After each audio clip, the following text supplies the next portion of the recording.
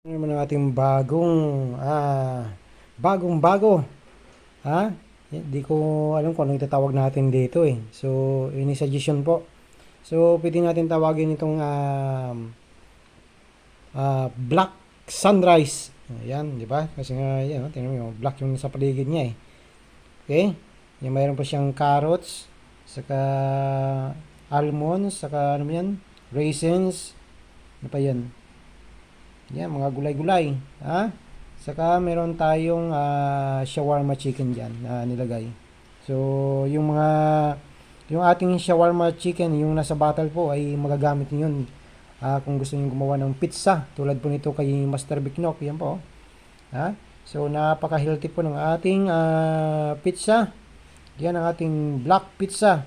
So, hindi ko pa alam kung anong ipapangalan natin sa ating black pizza. So, pinag-iisipan pa po natin. Kung may suggestion po kayo, just leave your comment. Ha?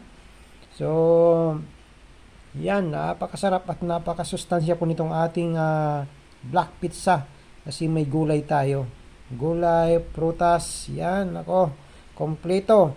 Kompleto ingredients para maging malakas tayo kasi 'di ba, yung ating pizzang nakakain diyan sa mga fast food ay sabihin na natin yung iba ay hindi healthy. Ha? So kailangan natin gumawa ng ating sariling version kasi nga yung ating mga anak ay mahilig din sa pizza. So ito ulit.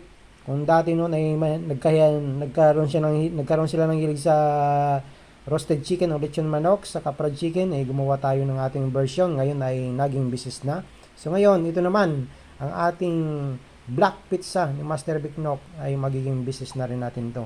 Soon, idadagdag natin po to sa ating menu. Ha? Yan. Yan. Oh, malapit na po. Itsura pa lang. Yummy na!